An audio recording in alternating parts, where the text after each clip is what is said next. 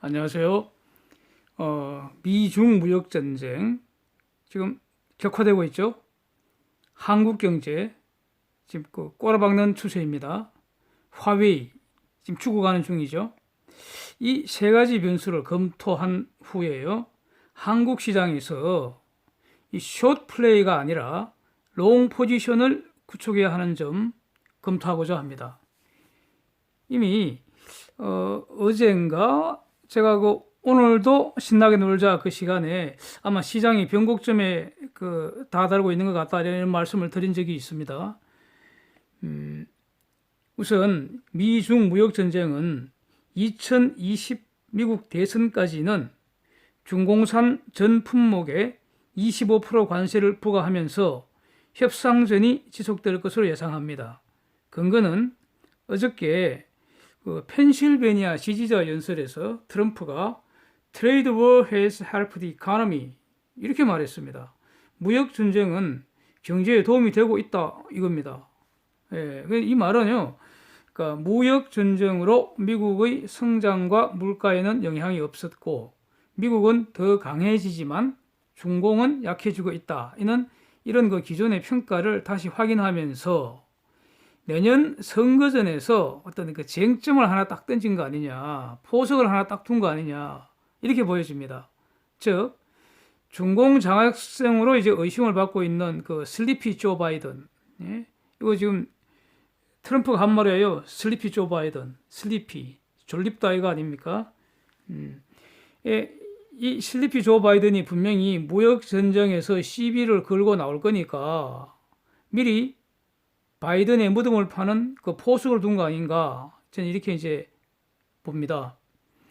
이제 무역 전쟁이 경제에 도움이 되고 있다니까 계속 하는 게 논리적이잖아요.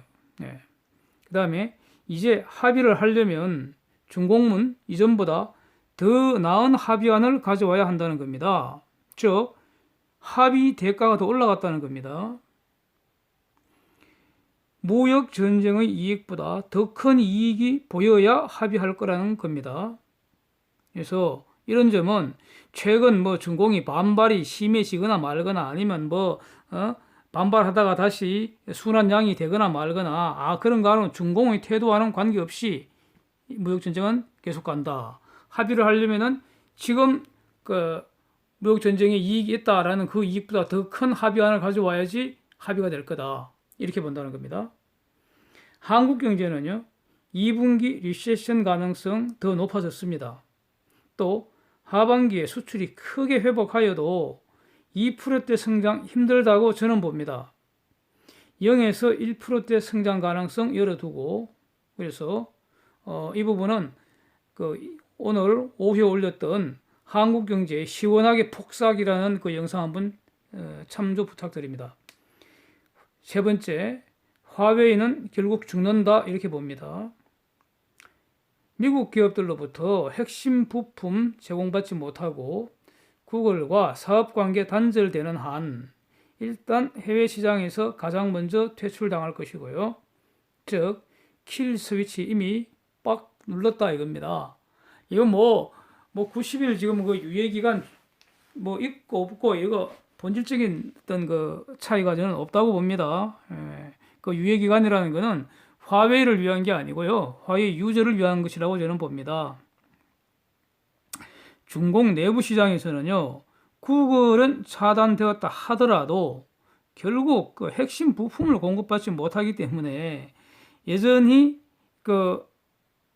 이게 사업 계속하기 힘듭니다. 존속하기 힘듭니다.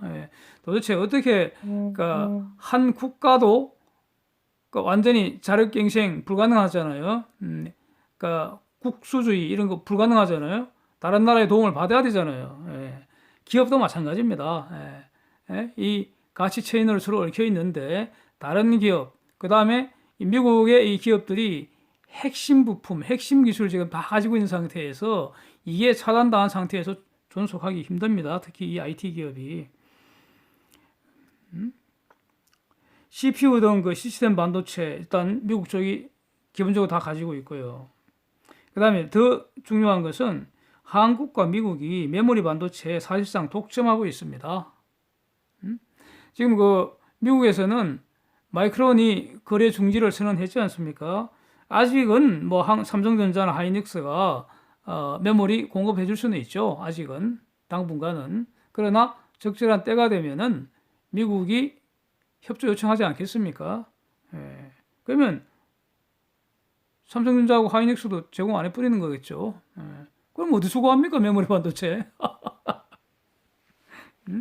그때가 되면은 화웨이가 삼성전자, 하이닉스가 하늘처럼 보일 겁니다. 예. 어디서 구합니까? 뭐 쪼무레기 있는 거 그거 과연 공급할 수 있을까요? 그것도 뽀사보면 되죠.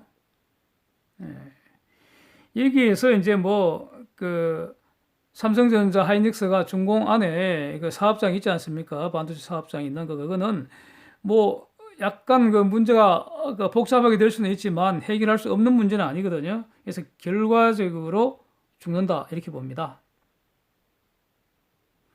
화웨이는요, 이 모든 것을 알고요, 살아보려고 온갖 발버둥질을 다 할 겁니다. 예. 그래갖고 일단은 여러 가지 생각할 수 있는데 해외 사업부만 별도로 매각을 시도할 수도 있습니다. 그냥 두면은 가치가 0이 될 테니까. 예? 조금이라도 가치가 남아있을 때 팔려고 하겠죠. 분리해서. 결론은요, 성공 못한다고 봅니다. 예. 그러니까 화웨이가 대리인을 내세워서 위장으로 그 새로운 법인을 만들어서 넘길 수도 있을 테고, 그런데 아니면은 진정한 제3자가 나서서 유럽 기업이나 이런 데서 나서서 인수를 시도할 수도 있는데, 문제는 키는 지금 누굽니까? 화웨이가 하느냐 누가 하느냐 이게 문제가 아니고요. 미국이 제재를 푸느냐 마느냐 여기에 달렸는데, 예? 이 폴리티컬 리스크를 부담을 하고 제3자가 나서겠습니까? 예? 그런 리스크를 부담하느니 제3자는 새로 시작하는 게 낫죠. 뭐 하려고 이 망한 화웨이를 사겠습니까? 예. 그 다음에는 다 망하고 나서 거기 있는 핵심 필요한 자산만 인수하면 되죠. 그 중에 하나가 장비 같은 거는 뭐 쓰레기일 테니까 필요 없을 테고요. 인력이죠, 뭐 인력. 핵심 기술 인력. 영입하는 게 더 낫잖아요. 예. 또는 화웨이가 사라지는 것에 이해관계를 가진 여러 기업들이 국제연합을 컨소시엄을 형성해서 아예 인수해버리는 거죠. 인수해서 그걸 바로 해산시킬 수도 있고요. 그런 것보다는 그냥 껍데기를 만들어버리는 거죠. 인수 안 되면 껍데기를 만들어버리는 거죠. 뭐 여러 가지 방안을 생각할 수 있는데 하여튼 결론적으로 화웨이는 죽는다 이겁니다. 중공 내부도 마찬가지라고 봅니다. 네. 메모리든 비메모리든 아니면 그 핵심 장비든 이거 공급을 안 해준다는데 어떻게 버티겠습니까? 자, 그렇다면 중공 경제는 어찌 되겠습니까? 화웨이 죽고요. 서서히 죽어나가고 전 품목에 관세 25% 쳐맞으면 수출 박살 나는 거죠. 그 다음에 기업 부도 이어지고요. 실업자 치솟을 테고 그러니까 내수 침체되고 게다가 기업들 준공 철수도 급증하고 그래서 그러니까 GDP 성장률 5%도 깨지지 않을까 그렇게 생각됩니다. 빠르면 뭐 올해 말에 뭐 4%대로 깨지 뿌리거나 내년에 3%대까지 박살나도 놀랄 일은 아니다 이렇게 봅니다. 예. 미국 경제는 어떻게 될까요? 저는 이렇게 봅니다. 지금까지 관세 타겟되었던 물품이 그게 비교적 의미 있는 거 아니었겠습니까? 남은 3,250억 불은 그야말로 뭐 좀 잡동사니나 허접한 물건들 아니겠습니까? 이 3,250억 불 이 물건은요, 지금도 미국 내 그 마트 등에서 다른 대체품과 함께 경쟁하고 있는 물건들 아닙니까?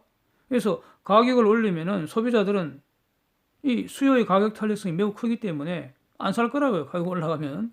그러니까 결국 또 중공이 다 부담하게 되고 그 다음에 할 수 없이 그러니까 가격을 올려버리면 대체품 사버릴 테고 이렇게 되는 거죠. 그러니까 기존 2,500불에 대해서는 관세 영향이 없었다는 거 아닙니까? 그 다음에 추가로 3,250억 불 더해봤자 그것도 역시 관세 영향은 없다는 겁니다. 대체품이 많고 그 다음에 무역전쟁 진행에 따라서 베트남 등 동남아 국가 기업들이 급속하게 중공산을 대체해버릴 것이고요. 그 다음에 중공 안에 있는 그 기업들도 관세 피난길 떠날 것이고 결국 영향이 없다. 이렇게 보여집니다. 이렇게 그 트럼프 그 측에서도 이렇게 계산을 다 한 것 같습니다. 예. 자, 화웨이가 사라지면요, 화웨이가 담당하던 그 공급망 다른 기업들이 담당할 것이겠죠. 그러니까 장기적으로 영향이 없거나 극히 제한적입니다. 네. 예? 화웨이 대신에 화웨이는 사라지고 뭐 다른 어떤 기업이 등장해서 그 기업이 살아갈 거 아닙니까? 그게 뭐 삼성전자하고 노키아하고 에릭슨이 나눠 먹든 상관없는 거죠. 그러니까 중공을 대체하는 가치 체인이 급속하게 재편될 것이고요. 이를 바탕으로 미국과 새로운 가치 체인을 형성한 지역, 세력 이걸 중심으로 경제는 살아나는 거죠. 네, 이렇게 봅니다. 한국은 어떨까요? 한국 기업들도요, 그러니까 중공 리스크 꾸준히 관리해 왔을 겁니다. 벌써 그러니까 트럼프 선거운동까지 포함하면 2년이고요. 본격적인 무역 전쟁 개시한 거 보면 1년이 지났습니다. 그래서 이 기업인들은 분명히 어떤 그 글로벌 그 수제들이기 때문에 중공 리스크 상당히 지금 그 관리해 왔을 거고요. 앞으로도 더 급속히 리스크 관리하면 됩니다. 예. 단기적으로는 중공 접근 아주 제한적으로 해야겠죠. 그러니까 지금부터 한국 기업들은 그 글로벌 한국 기업들 힘을 계속 축적하는 거죠.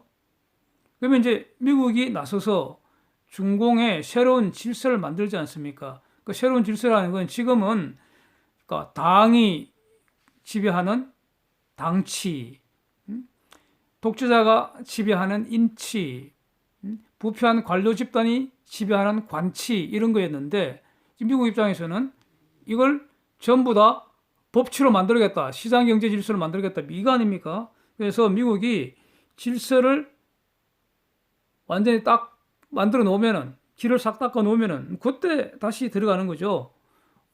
다시 들어갈 쯤이면은 중공기업들은 완전히 힘이 빡 빠져 있을 거 아닙니까? 우리 기업들은 힘이 더 좋아졌을 테고, 그 들어가서 이제 종횡무진 활약하면 되는 거죠. 그런데 어쨌든, 그러니까 우리 기업들은 이렇게 하는데, 중공과 관련해서는 이렇게 하는데, 한국 경제 자체는 상당 기간 저는 어려울 것으로 봅니다. 성장률 하락 추세에 이어질 것 같고요. 장기 성장률이라는 것은 실질 인구 성장률인데, 이거는 인구의 자연 성장률에다가 기술 혁신 이거 감안하는 거라고 제가 여러 번 말씀드립니다. 그래서 인구 자연 성장률은 지금 마이너스 이제 가는 거예요, 앞으로. 기술 혁신 감안해도 장기적으로 글쎄요, 평균 1%대 성장하기 힘들 것 같습니다. 현 상태에서는. 예. 그러니까 제가 생각하는 그런 그 주장하는 그런 그 규제 혁신 일어나지 않는 한 예? 한국 경제, 국내의 이 경제가 살아나기 힘들 것 같습니다. 그래서 내수 기업들 아주 힘들 것 같습니다. 그러나 한국의 글로벌 대기업들, 코스피 200 정도 안에 들어가는 이런 글로벌 대기업들은요, 이미 미국 등 선진국들 기업들과 함께 가치 사슬에 편성되어 있습니다. 그래서 중공 리스크 관리 축소하면서 이 성장 대열에 동참할 수 있을 거라고 저는 봅니다. 네. 한국은 망가져도 글로벌 한국 기업은 해외 중심으로 성장할 수 있다고 저는 봅니다. 그래서 코스피 200 주가 지수 추종하는 레버리지 ETF 롱 포지션 지금부터 이렇게 구축하는 게 좋지 않을까 저는 이렇게 판단하고 있습니다. 적절하게 이제 인버스 2X를 했지 하는 게 잊지 마시고요. 저는 이제 개별 기업은 잘 말씀을 안 드립니다. 근데 그래서 하이닉스는 저는 뭐 선호한다 그래갖고 저는 요즘에 지금 그 급락하는 과정에서 좀 주워 담았습니다. 하이닉스는. 그런데 그래서 하이닉스는 별도로 뭐 말씀드리지 않고요. 최근 들어서 이제 LG전자가 좀 눈에 많이 띕니다. 이 LG전자는 가전은 분명히 글로벌 탑입니다.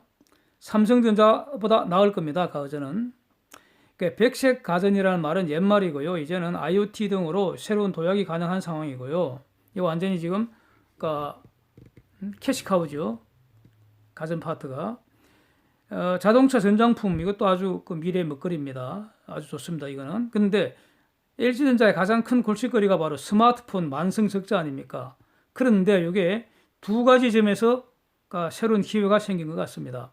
하나는요, 베트남 하이퐁으로 모조리 이전을 해버렸습니다.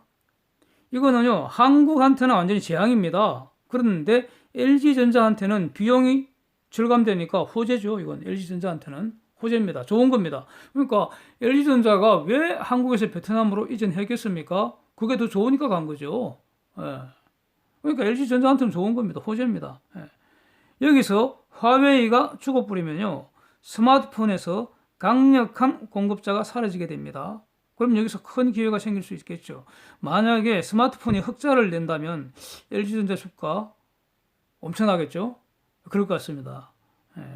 그런데 하이닉스나 LG전자 모두 그러니까 시장 베타보다도 이 베타가 좀 크죠, 이게. 예? 그렇죠? 예, 그걸 이제 잘 감안하시고요.